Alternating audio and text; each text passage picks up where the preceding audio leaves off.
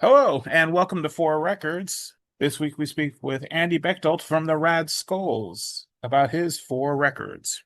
I come from a long line of people that want to be cowboys. So it was Oh just like no, I didn't know westerns. that. Westerns were constantly being played, and everybody. Like, we have this channel. If you have an antenna, I don't know if you have an antenna, but Yeah, you get these channels that are like 3.6, 3.7, and it's all yeah. just. And so one of them is this channel called Grit TV, where they just play old westerns all the time. Oh, nice. And so I'll watch that, and it's just a bunch of old movies from the 50s and 60s and shows and stuff. And at one point, our TV had just decided that was the channel it was going to start. Like every time you turned it on, it was going to be, and it was always the rifleman just shooting someone. And Yeah. so I've got two young girls, and they're just like, "Dad, we don't like the rifleman." A long time ago, back when I was just kind of doing this sort of like brainless data entry job, I Mhm. stumbled upon the site. It was called Old Time Radio or something like that, and it was just all the old, instead of TV, it was all the programs were on radios, and so you could Yeah. go listen. And there was this one that was called Have Gun World Travel, and it was this guy named Paladin who was based out of San Francisco, and people would message him for help, and it was just I would just listen to all those, and then with commercials and everything, it was just incredible like how racist the shows Yeah. were and how sexist the commercials were, and then like that kind of became a little like more entertaining than the Yeah. shows itself. So it was just a real flash in time of just There was a TV show too, it looks like. there was a TV show of Have Gun Will Travel, Oh, yeah. nice. I was gonna say, well, I know they did that with Gunsmoke also, where it Hmm. was a radio show and jumped to TV and then was on for another like 15, 20 years or something like that. Yeah, but yeah. So we how did we get? Oh yeah, old time shows. So yeah, Yeah. yeah, kind of like you. I had young parents, 21, 22 when I was born, Yeah. um, and just yeah. So it was just always there was always some kind of cowboy reference or westerns or something. Yeah.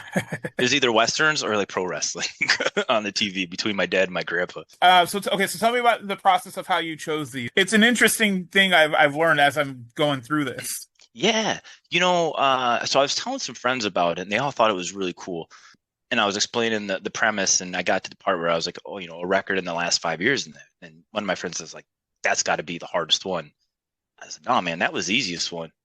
Because as you get older, you hear some new bands, and you go like, "Well, all right, I kind of like the original version of that band." Like Yeah. we're old enough where, and even the bands that we like growing up were offspring or offshoots of. But so the zero to or the record within the last 5 years was super easy. It was The Weapon. I love that record. I think it came out probably 3 or 4 years ago. Mhm. I'm a huge like the Suicide File is one of my favorite bands, and they were just straightforward political, just kind of punk rock. In one of the interviews, I think their guitarist had said he was listening to a lot of Creedence Clearwater Revival and just really appreciated and approached the songwriting with the CCR simplicity. And that was kind of what I heard. It was just sort of like straightforward rock and roll, like hardcore punk. Mhm. And it was just, I go back to that record all the time. The 0 to 10 record was interesting because I had to choose between, I think, four different records, and they were all Garth Brooks records. Okay. So growing up, again, we kind of touched on that Yeah. Western cowboy thing. So I grew up in a very religious family. My dad was a preacher for the first 10 or 12 years of my life. Uh, Grew up in the church. So I wasn't around a lot of secular music. So Mhm. I didn't realize that there was rock music or rap music or all that stuff going on in the world because it was either country music or Christian music. And so and then in the mid 90s, we moved around a lot as a kid, or I moved around a lot as a kid. As a family, we moved around a lot. And in the mid early 90s, we ended up in the panhandle of Oklahoma in a small town called Guyman. And so Okay. you're growing up in the South with a family that already, for some reason or another, already relates to cowboys in the Wild West. And now you have kind of this country pop boom of Garth Brooks and Brooks and Dunn and Billy Ray Cyrus and all this stuff that's just blowing up. And you're in the middle of it. And so it was just kind of like going through and you go looking at I had to pull it up because his run of 4 albums is absolutely crazy. From '89, he had his self-titled I was looking at that, and it was, there's a handful of songs where you're like, I remember the first time I heard that song. I remember the first time I heard The Dance. Mhm. And I remember the first time I heard Much Too Young. And then you go, okay, well, he put New Offenses out in 1990, and you're like, Thunder Rolls. I remember the first time I heard that song, and Two of a Kind, and Friends in Low Places, and Unanswered Prayers. And then you look at Rope in the Wind and 91, and It's Against the Grain, and Rodeo, and What She's Doing Now, and Shameless, and Papa Love Mama, and The River, and all these things. And then he's got The Chase in 92. Again, so it's just like hit after Yeah. hit. And it's like that 4-year run is crazy. And so what I ended up doing was I broke it down to 3 things in Pieces album that I picked. And it was the first time that there was I'm blanking on the word now, which is very upsetting. Contradiction. So it was like the first time that I had heard a contradiction in lyrics from an artist from one song to another. Okay. I remember the first time I had heard the song Callin' Baton Rouge, which in my mind at that time was like the fastest song I'd ever heard. And it wasn't necessarily that the music was that fast, but it was the vocal delivery in that song that blew my mind. And then it was just, or no, not Callin' Baton Rouge, but it was Ain't Going Down Till the Sun Comes Up. And then Callin' Baton Rouge is like one of my go-to karaoke songs. So that's how I settled on that. The Teenage album was really tough because it was, and I heard you mention the Beatles on your Yeah, on well, yours. the Beatles should have been my 0 to 10, Hmm. but I listened to like my dad. That's what I got from my dad was the Beatles. Yeah. But he was a big Beatles guy, so it was everything. I mean, it wasn't like one album until I got to my teens, but Hmm. like at that point, it wouldn't have been that influential as like Minor Threat was for me. Like Minor Sure. Threat was my teen one because that was the one I'm like, oh, I could play punk rock. Like Yeah. that's Yeah. But like the Beatles one at that point, it was like I knew albums and I liked early Beatles when I was way into punk rock because it's them at their rawest and Hmm. it's early, it's them doing a lot of the early rock and roll. Yeah, I mean, as I've gotten older, I mean, I liked everything, but that was what my go-to was. It was like the early stuff. Yeah. And so this was so my knee-jerk reaction was the teen years was, and this goes against the entire idea of this podcast, but it was a mixtape that my mom's coworker had made for me of Beatles songs that she liked. And Hmm. so it was all just the experimental kind of weird stuff. And that was the first time that I kind of had a taste of secular music that I can remember in any type of consistency. I wore that tape out. It was awesome. It was the first time that, when you're 12 years old and you hear I'm the Walrus for the first time, Yeah. and leading up to that point, your entire life was either, again, Garth Brooks or I Cherish the Old Rugged Cross. That blows your mind.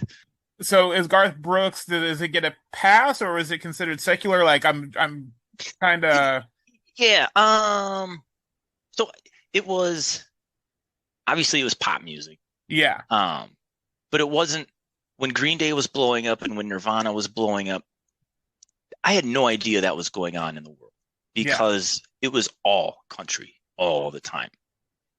So it was John Michael Montgomery, it was Tanya Tucker, it was Dwight Yoakam, and that was my knowledge of music in the world. It was either what you heard on Sunday singing hymns or what Hmm. was on country radio, or the country CDs that my dad or my aunts and uncles and grandparents were listening to or playing. So it Yeah. was just there was this whole secular world that I had no idea about. So Garth Brooks, yeah. So kind of going back to the contradiction of lyrics and messaging, going back, one of Garth Brooks, there are a lot of them that are popular and famous and favorites and all that kind of stuff. But was shall be free, and he talks about peace and love, and unity, and helping each other and mankind, and there's a lot of lyrics in there that empathy and just helping your fellow person, mankind, and all that kind of stuff. And so just this all-encompassing, sort of love people despite color and differences, political beliefs, creed, background, whatever. It's just we're all people. Let's love each other. Yeah. And I remember driving in my dad's truck and hearing the song American Honky Tonk Bar Association for the first time. And it was, it's catchy, it's fun, it's Garth Brooks song, but he's got a line in there that says, and really what the song is about is just, your typical blue collar guy going in and Yeah. complaining about everyday life. And he's got a line in there that says, when your dollar goes to all of those standing in a welfare line. I thought, well, wait a minute. That completely contradicts the when money talks for the very last time and nobody walks a step behind, we're only one race and that's last mankind. Um, from We Shall Be Free, like those two things didn't seem to line up to, 9-year-old, 10-year-old Andy already. Yeah. So it was just like that seemed weird. So that was a very, that was one of those things that that left an impression, for one reason or another. And then the song, Ain't Going Down Till the Sun Comes Up. We were in the process of moving back from Oklahoma to Illinois, where I'm originally from. Mm-hmm. And I was in the U-Haul with my dad, and that song came on the radio and just blew my mind. It was like, again, the music's not that fast, especially to the music that we're playing and that we've listened to over the years. But it was, it was the vocal delivery, and it felt very Machine Gun, just like da da da da da da. And I just, again, 10-year-old Andy, blew my mind. No idea anybody could sing that fast. And then Callin' Baton Rouge was just, again, more of an upbeat song. And that's just my go-to karaoke. So that was my 0 to 10 In Pieces, Garth Brooks' most impressionable album. But you could have thrown darts at any 4 of those albums and it would have stuck. Made an argument for any one of them. Oh, the other song on this album, the Red Strokes. Mm-hmm. I remember seeing the video, and it's Garth Brooks, white tuxedo, white piano, all white room. Okay. And the song is just, it's about love and all the color, like jealousy's green and love is red and blue is depression. That's kind of the play on that song. But as he's playing, it's just like all this paint's coming out of it. Like he's got paint coming out of his pant leg, and it's like dripping down on him from the ceiling. He's getting splattered, and it's slow motion. And I think at one point it might have been the most expensive music video to make at one point. Or it was just like he went through. There was all these, it was like he went through 13 tuxedos to record this video, and it was just, again, you're 10 years old, just very visually, for me, like captured, stunning. It was just incredible. Yeah. So without having seen Thriller at this point, probably. Exactly. No, the only thing I knew about Michael Jackson was the song "Man in the Mirror." That was it. I had no idea about any of that stuff. Yeah. Yeah. But yeah, so it was Garth Brooks In Pieces, based on, I guess, those four qualifiers. You're talking about how the lyrics kind of contradicted themselves a bit on some of the songs. Does he kind of do the Johnny Cash thing where he's telling a story on his other album? The songs kind of feel like they're more telling a story than they are. Yeah. You know what I mean? Well, and that's, and I think that's kind of country music as a whole is the storytelling that, so I don't know if that, and I think I looked it up, and I don't think Garth Brooks, either he helped write it with 2 or 3 other people, or it was just written by someone else and he just recorded it.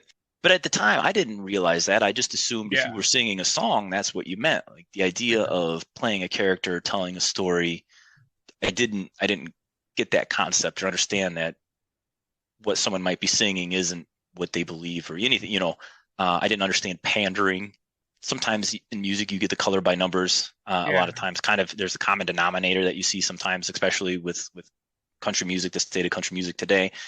So I guess it could have been just him telling a story of someone, but I didn't. To be honest, I didn't make that connection until you just brought that up. But that's a very good point. Yeah.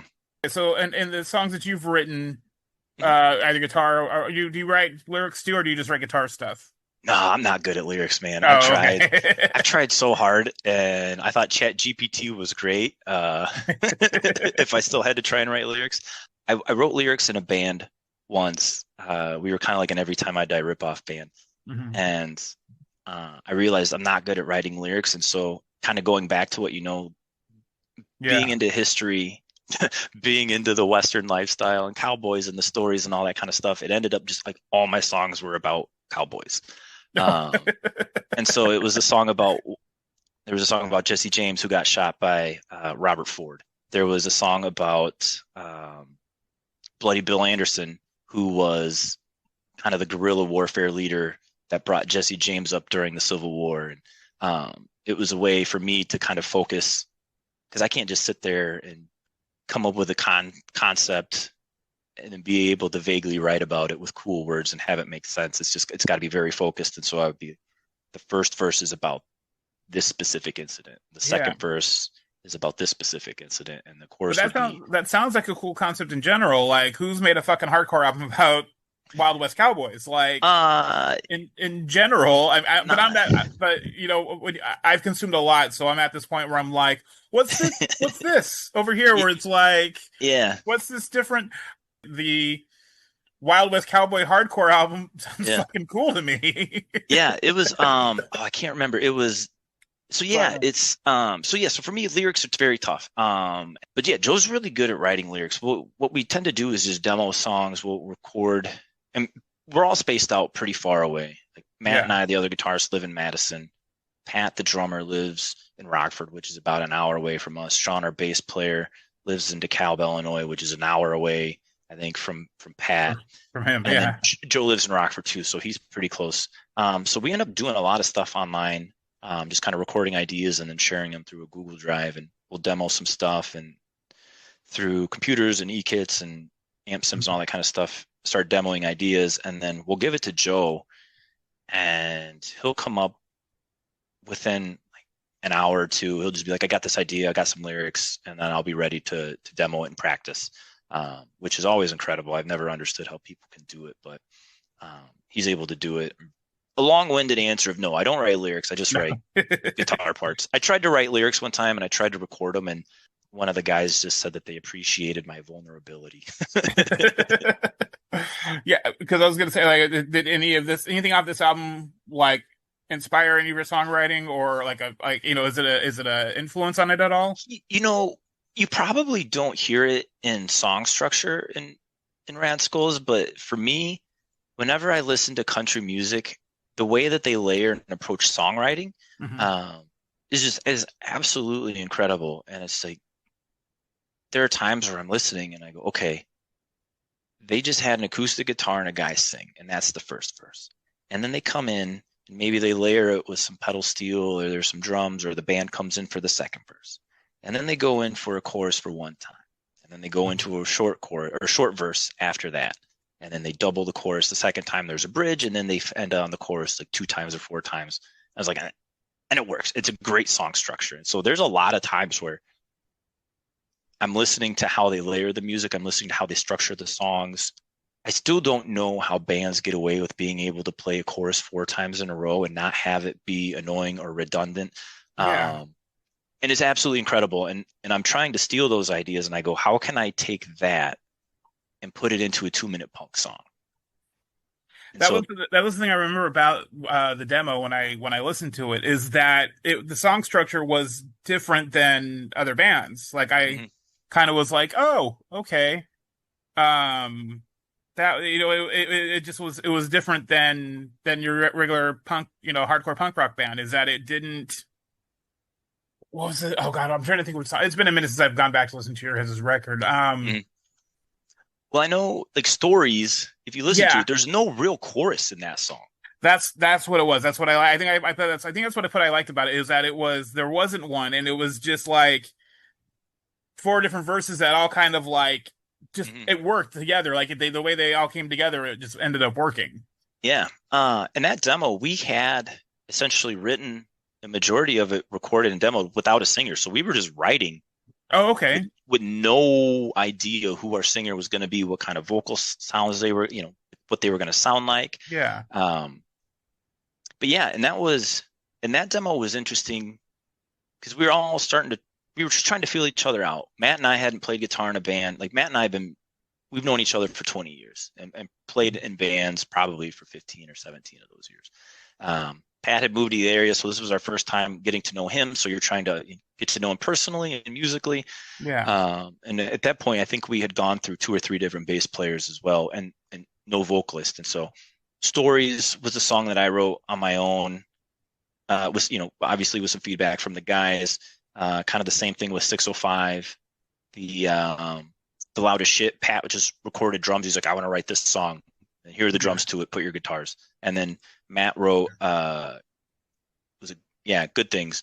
And I really like that song structure because it's like ABC, ABC. It Yeah. was like an intro, and then it was just 1, 2, 3, 1, 2, 3. And I always thought that was kind of interesting and cool, a little Yeah. different. But yeah, so there's definitely a country approach, and I've brought that up a couple of times in band practice or talking with some of the guys, and they just kind of look at me like, I don't know, man, just yeah, if it sounds cool, do it. Yeah, Uh, no, and it paid off. I really it stuck. I mean, oh, thanks, man. it totally stuck. I think I was looking when I was looking at all the Garth Brooks stuff. I think I was the opposite of you, where except I was kind of aware that all that was happening. I just wasn't into country at all. I had Sure. kind of found, I had kind of found rock and punk rock by that time, but I never got like that he's a bad guy. Like, did you ever see a Saturday Night Live episode? Yeah. It's Yeah. actually one of my favorites. He's really good on that episode. That's the other thing I'm a huge nerd on is Saturday Night Live. He's fucking great on that episode. Like He's really funny. Yeah. yeah. I sent Karina the one where he's writing the song and Will Ferrell's the devil and he's like trying to write the song. Yeah, I always go back to the one where it's like him around the campfire with the other cowboys and and he keeps talking about stuff and they're like, "No, man, we don't know what you're talking about." But yeah, the Will Ferrell one with the devil, yeah, that's really funny. He retired shortly after. Did he retire because of the Chris Gaines thing, essentially? No, I think from my understanding, so not to glamorize, our heroes or famous people, because they're people like us. Like, people are complicated, they're complex. Like he cheated on his wife with Trisha Yearwood, and then married Trisha Yearwood. But the reason he retired was because, from my understanding, or what's been put out there by the media or the Garth Brooks, was just he wanted to be at home with his family. He clearly had enough money, didn't need to tour, and he just wanted to be there with his kids. And I was able to go see him. He had done some comeback tours. Oh man, it's probably 6 or 7 years ago at this point. Oh, okay. So it's not like a big thing because I saw that he has a show coming up in England or something, and which I didn't even know he was big and he had a following in England. I didn't realize it was that big. I think it's his first show in 30 years in England. Oh, okay. So that's why it's kind of a big deal over there. Yeah, and he's gotten into some trouble over there in the UK. I think with ticket prices. One thing that's really cool for him is, that dude can charge whatever he wants for tickets. And when my wife was like, "Do you want to go?" I was like, "There's no way we can afford it." And she's like, "No, man, tickets are $60 for an arena." That's not bad. And so it was like he's very, again, from what I remember, so things may have changed, but he was very protective of his pricing. He's very protective of his brand, which is why it's hard to stream stuff. And he's again, if I remember things correctly, he's very outspoken against the secondary market, where people buy a tons of tickets and then jack prices up. So he'll add shows to kind of flood the market that way. Oh, nice. My wife is from a really small town in Southwest Wisconsin. And he was, this again, probably 7-8 years ago when this tour was going on, and he was hosting this competition of who's the biggest Garth Brooks fan. And millions of submissions, and he'd picked this family from that town. Yeah. And so it's maybe 3,500 people, 4,000 people maximum.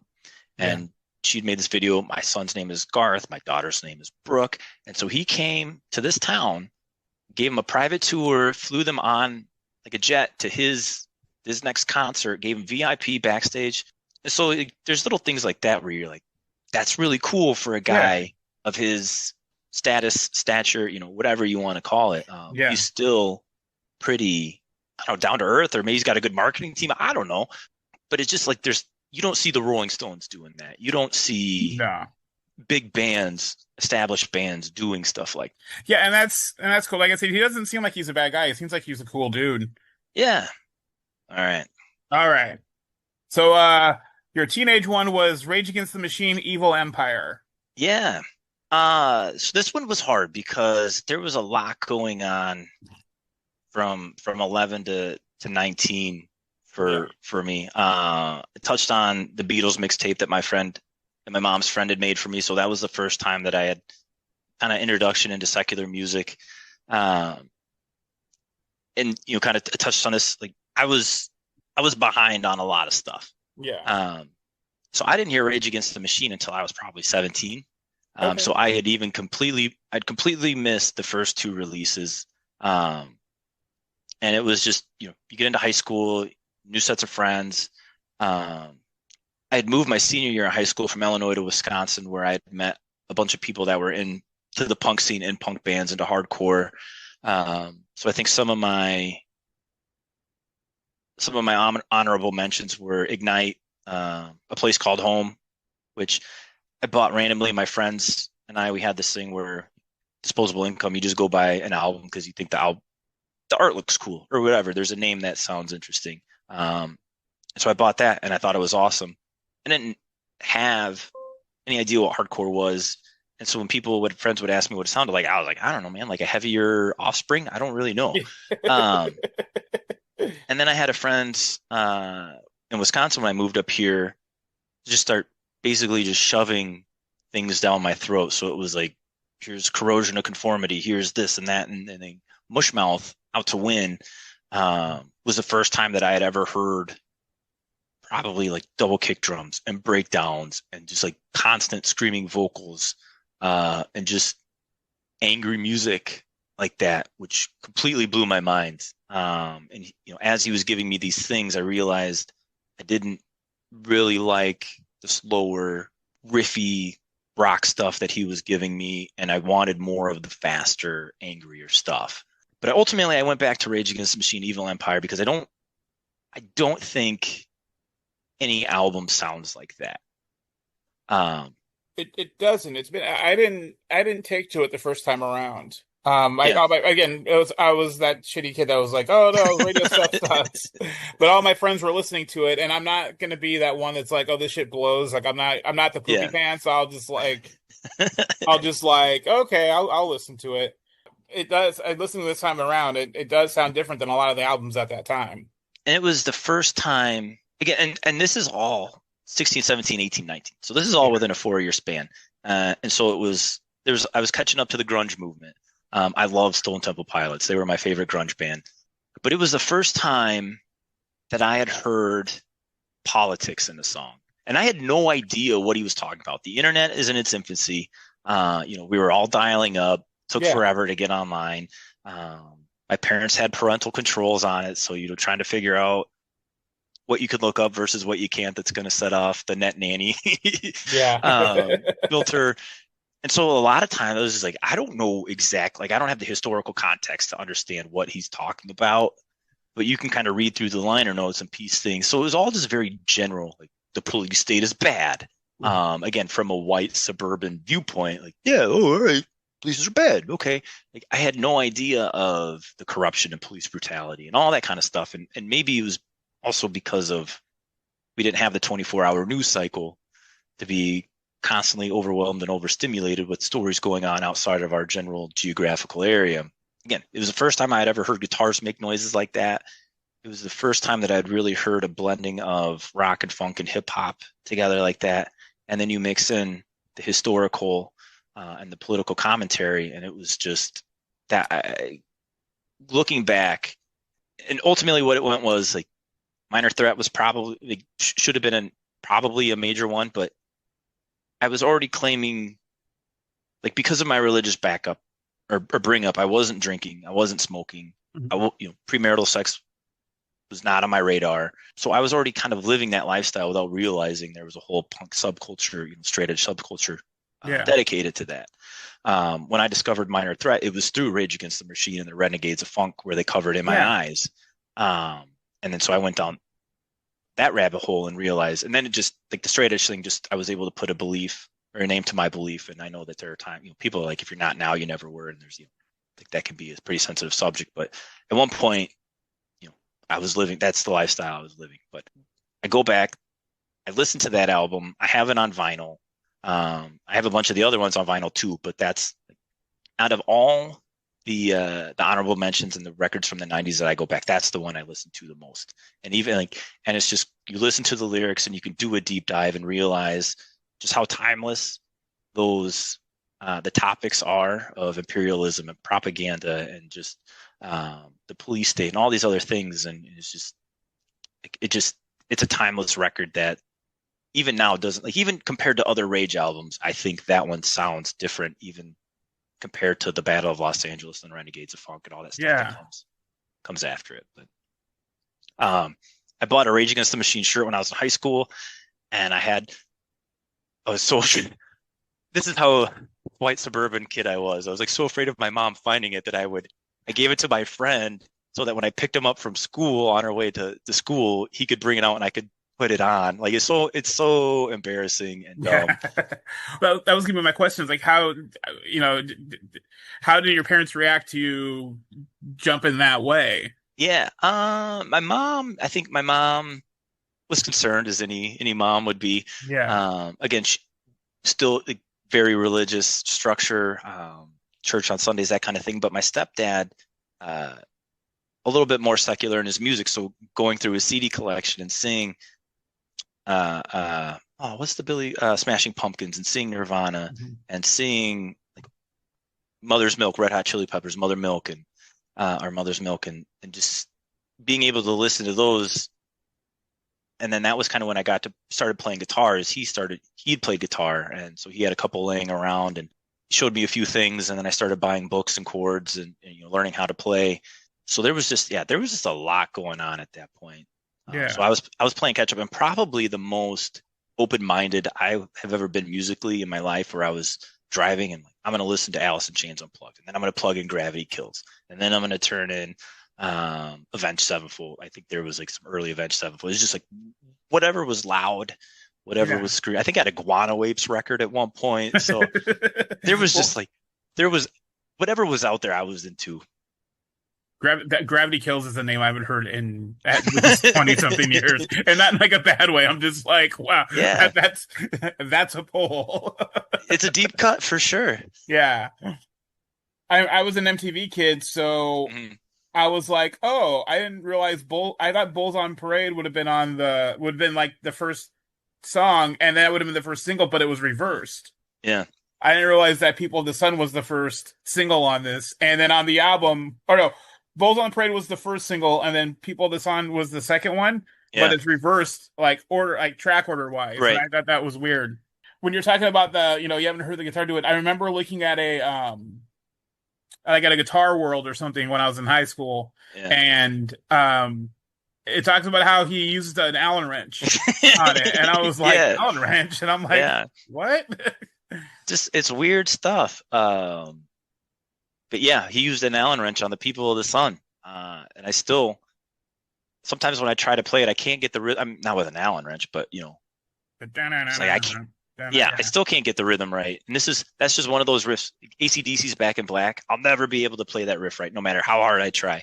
And People of the Sun. Yeah, I can't do the. I can't do that. But yeah, People of the Sun is one of those riffs where you hear it and you're like, oh yeah, I can do it. And for some reason, I can't. But yeah, and that album, and at the time, I didn't realize that Zach was in a hardcore band before all this, and so it was just, and so kind of touching, and so maybe that was looking back, kind of my gateway into hardcore because there's aggressive vocals, there's more than just rapping, there's yelling and screaming and all that kind of stuff.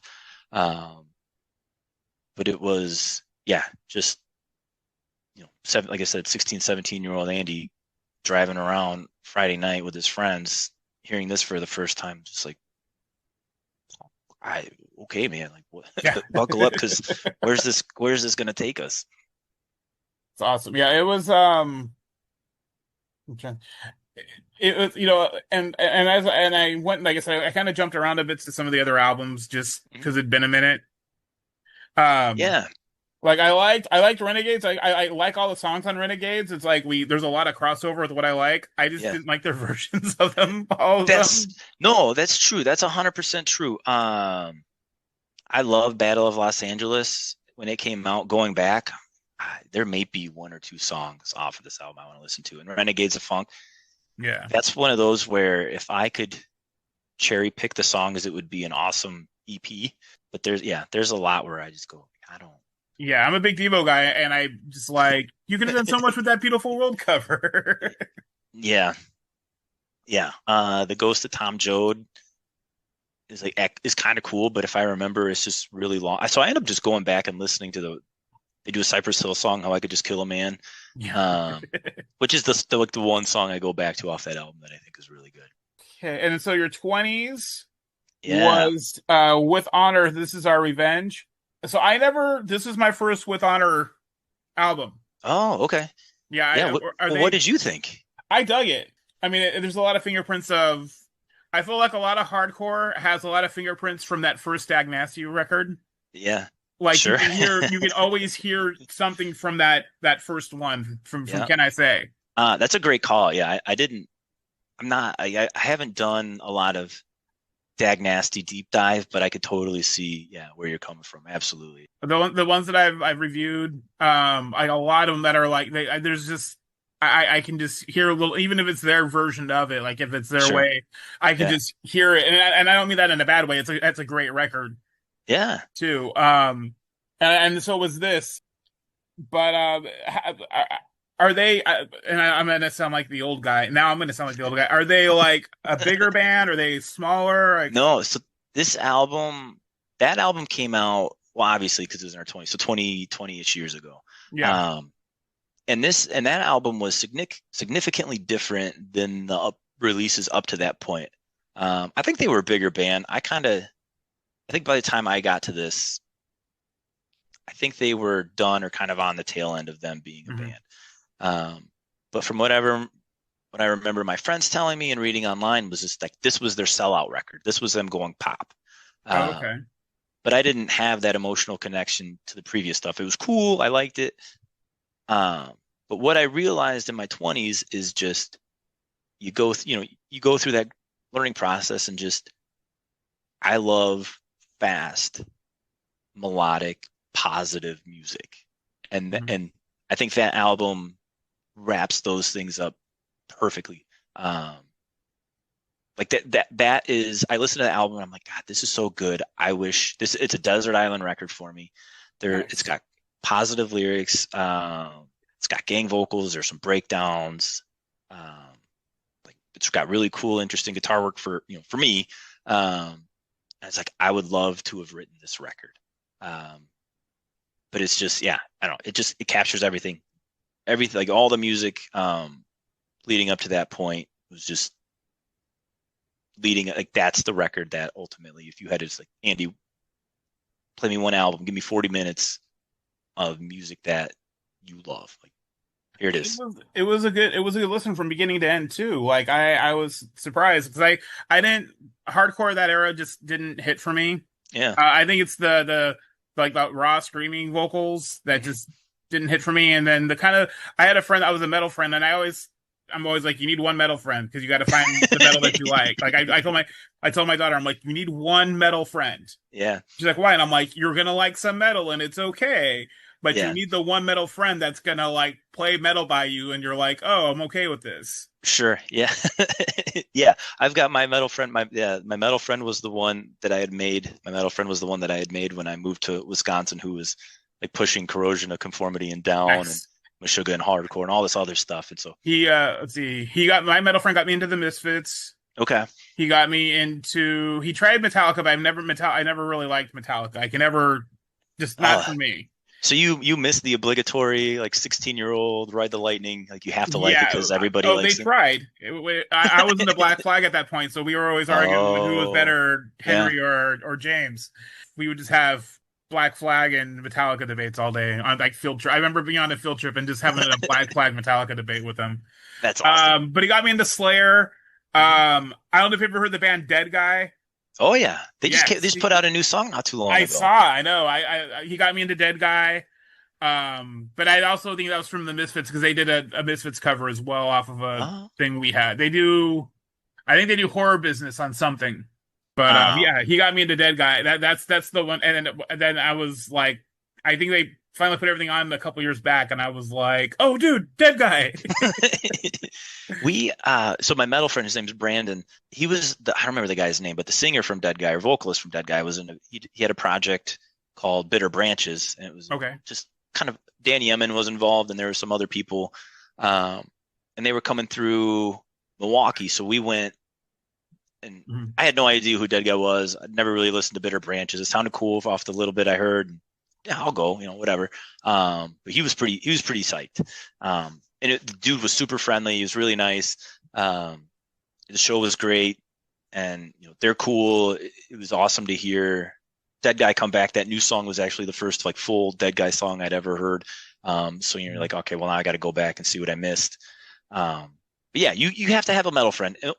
We ultimately just make fun of each other at this point because he'll send me some, I don't know, some band where like Sleep, like where it's just an 18-minute feedback intro, and I go, I don't know, man. I don't know. I skipped 12 minutes and it was still a feedback loop, and I was done. I didn't listen to it. So yeah, so we every once in a while he'll turn me on to some, like Burning Love was a band a couple years ago, or probably 7 or 8 years ago at this point. Oh, man, no, 12 or 13 years ago. It was just like a cool, really like hardcore punk rock and roll band. But over the years, he was like buried alive, and just yeah. So you have to have a metal friend for sure. Yeah, but yeah. So anyway, with this album, yeah. So how did you find With Honor? You said you found it through friends, or just friends. I was playing in a hardcore band with a bunch of friends, and it was just we'd always listen to music. We were always kind of spread out again.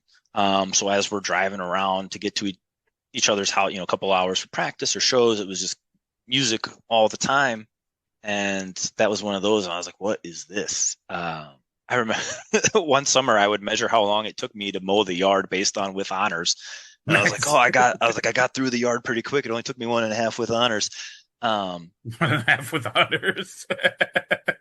But hardcore and punk is just one of those things where it's just, no matter how involved or how deep you go into that rabbit hole, there's always stuff you're going to miss. And so no matter how knowledgeable you think you are or how many bands you think you know, there's always something adjacent or like just off to the side that you've missed that someone else knows.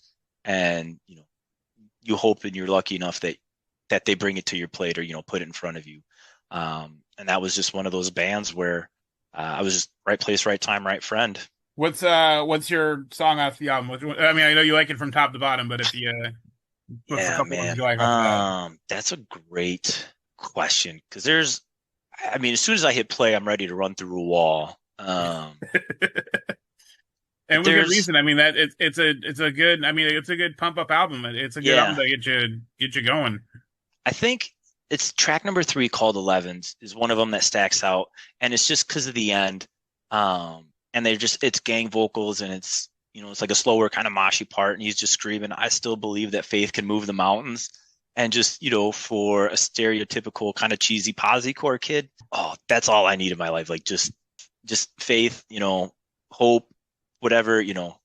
I listen to and it all feels cheesy as I talk about it to another person out loud, but it's like that part is like hair standing on my hairs up on my arms, and I'm just like, no matter where I'm at, again, mowing the yard, like I'm stopping, I'm like pumping my fists. It's like, yeah, let's go. Well, that's I think that's okay. I mean, I think if a band can be cheesy like that and you're still like really into it, then they've done their job. Yeah. Like, I love the Descendants, and I think some of their lyrics are cheesy as hell. Some of their older stuff is super cheesy, but I love it. Like, I think you get more lyrical honesty with that cheesiness. Like, there's much more to it. You know what I mean? I think that's, and I think a lot of people I know, being in bands and probably talk about music forever. Like you have, you've probably gotten into debates of, this is just a rehash of this band, or this is just a rehash of this sound, or this is punk by numbers and whatever. And, you sit there and you try to write songs and you're like, well, somebody did something, this kind of sounds like something else. And this kind of, all right, like I'm not trying to invent anything new. I'm not creative. Yeah. The wheel's already been done. It's just, can we make this ride smooth? Does it work? Yeah, that's when I review it, I do that a lot in my reviews where I'm like, it kind of sounds like this band, but it's never in like, I never mean it in like a bad way. Yeah. I mean it in like, this sounds good. This is, you've done your homework. You've done what you've done your homework, right, and you're putting your spin on this band. I mean, there's a million punk bands at this point, and it's, you can mishmash all you want, but it's already been mishmashed some way. Right. Yeah. This point, it's just like it's got to be like chemistry at this point. We're just trying to figure out how much no effects do you put in over Ignite or whatever. Yeah. You know what I mean? Like it's if I put 20% no effects here and Yeah. 80% ignite and maybe a little, Yeah. Yeah, you sit there and you go like, oh, Kid Dynamite executed this really well. How can I yeah. put my spin on that? Or that was, yeah, I really like that, whatever. But yeah. We're on the same page. But yeah, Yeah, so I gotcha. leading up to before Rad Skulls, I had probably a 5 or 6 year, well, probably a 10-year window where I just wasn't making music with anybody. And so, Mhm. just writing riffs in my room.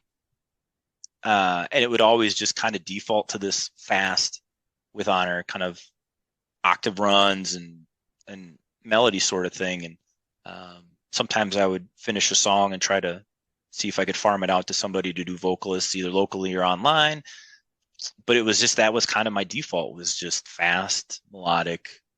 Okay, so the last album Hmm. is The Weapon, a Repugnant Turn of Events. Yeah, Um, it was weird because usually the hardcore punk album is the teen album, is what I've found. Like, sure. but like your hardest album is the last like one, Yeah, and I yeah. dug it. It was fucking fun. It's it's just again, it's like fast. I wouldn't say that this is like there's political commentary there. Yeah, But it's just fast, straightforward, hardcore punk. yeah. And it's just, I don't know, it's just awesome. Like, it's got to be 25 minutes long. It's not that long of an album. No, Um, I don't even think it's 25. I think it's less. it probably is, yeah. But it's just, if you want, just go 0 to 100 immediately. This is the album.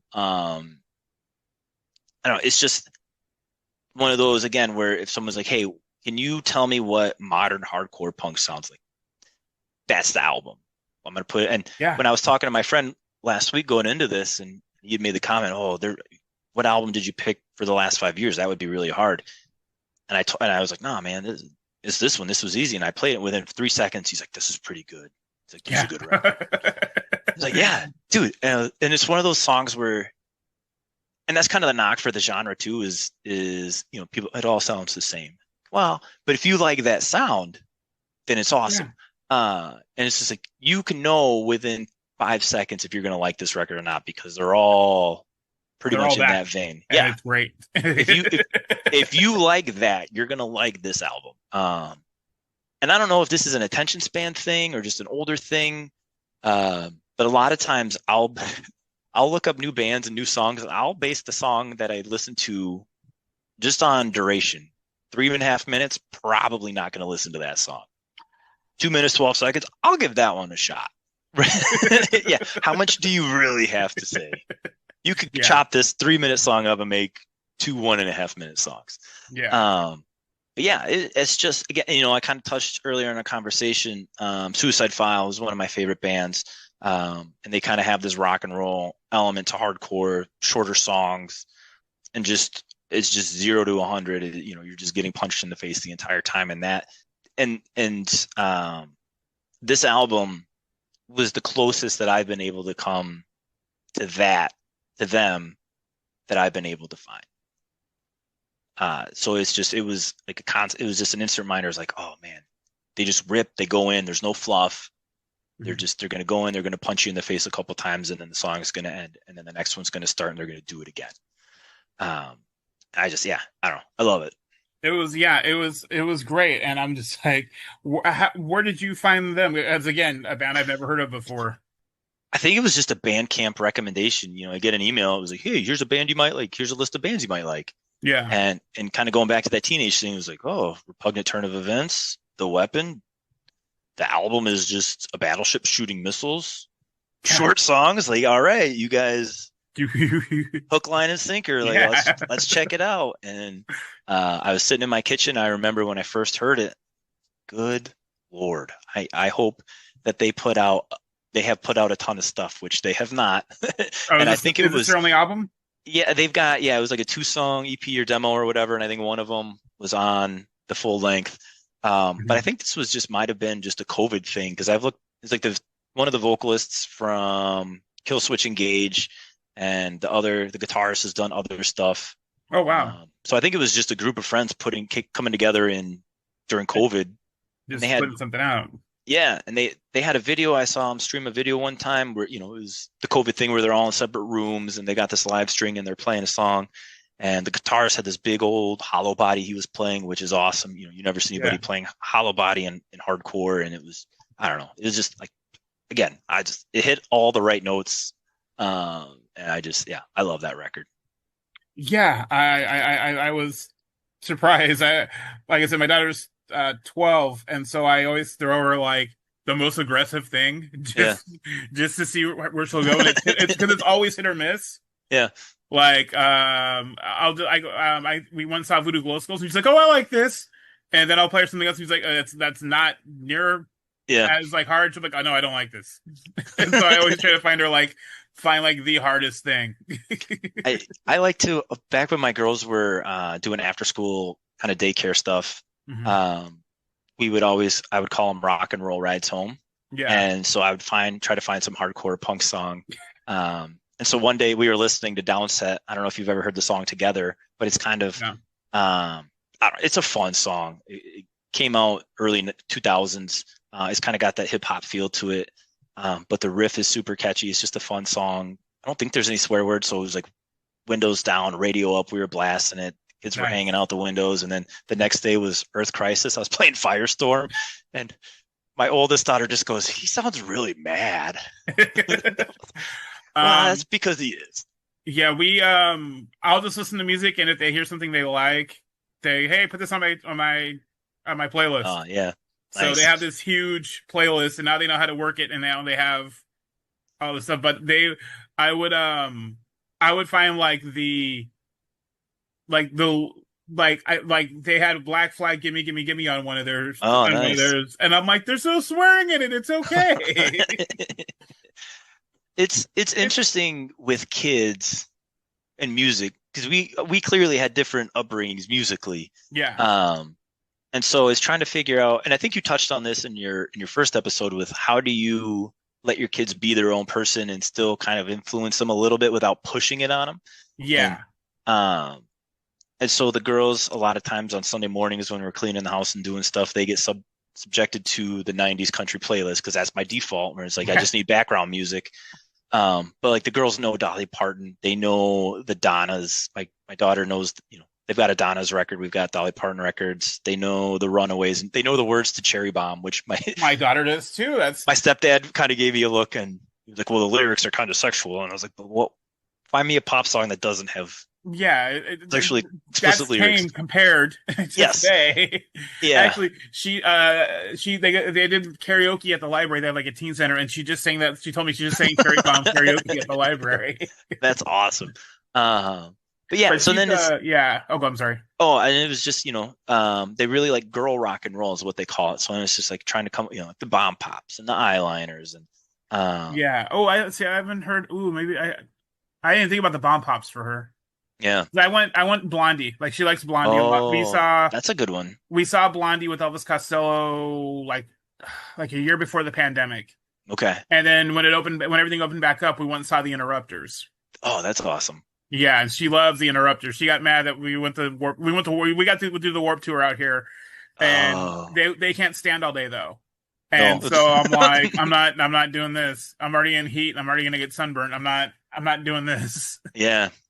That's awesome. Yeah, I remember, and it's interesting now you have these conversations and you talk about these things that you remember as a kid when you first heard these songs, and being able to reflect as a parent and being, remembering these moments where you shared this song with your kid for the first time. And I remember it was a Saturday morning.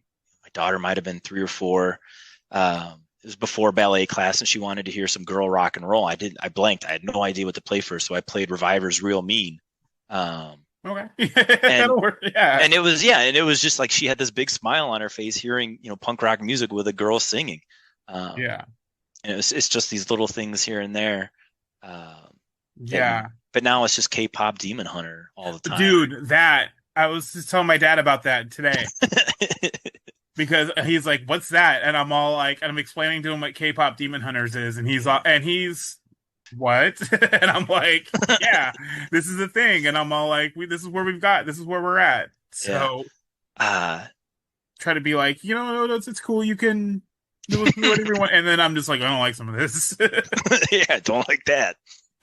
I say yeah, these were fun. Even the Garth Brooks one, which I've never been I'm an old like Johnny Cash, Hank Yeah, Williams, Lefty Frizzell country guy. I'm not. yeah, Yeah. yeah. I'm with you. I know you guys touched on music tattoos in Mhm. your conversation. Like you're talking to a guy with a Willie Nelson tattoo, a Hank Williams Sr. So Yeah. like, as I've gotten older, you go back and you find the roots. Um, and the thing that's interesting now is just for as much like the traditionalists at the time were bagging on Garth Brooks and all that kind of stuff. And that's 30 years ago, and we're times change. But that is, you go back and you listen to, it and you're like, man, that sounds way more country than what I'm hearing out there now. Like, Oh, yeah. That's yeah. I'm not big on. I've tried, and I yeah, can't. I no, and like I said, Garth Brooks never seemed like he was a horrible guy. Like you and based on things that you've told me about him doing all sure, that shit for his fans, like just yeah, dude, I totally get it.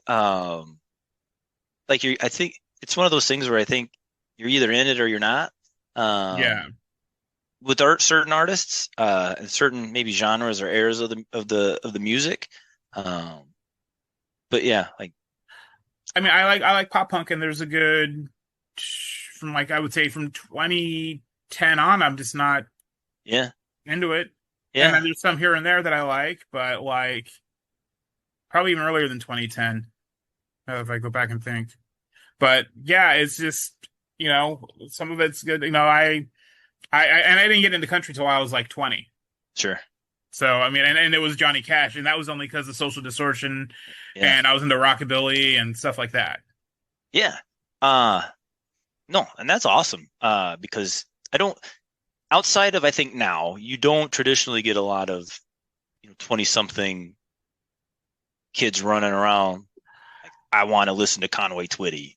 No, no, not Conway Twitty, but you get all that the tractor rap But stuff. yeah, And it's a lot of bro country or whatever, hick hop or whatever you want to call it. that's the I haven't even heard hick hop. That's good. Yeah, I haven't but heard. I've heard tractor rap. I haven't heard hick hop, but tractor rap's new to me. But yeah, see but hick hop is. I think hick hop's better than tractor rap. and you think about it though, it's there's like the kids that are listening to it now, and I don't know if I should say kids because there's a lot of people that do it, but the demographic, I think you touched on this too. It was like younger kids define where the music goes, and it's Mhm. these kids have grown up on sort of pop country and hip hop, and there's been collaborations with Nelly and Tim McGraw and Yeah. Florida Georgia Line, and so it might make sense to them, but we're just the old men now shouting at the cloud. It's like the Abe Simpson meme where it's like Oh, I used to be with it, and then they changed what it was, and now yeah. like now I don't know, and I'm scared.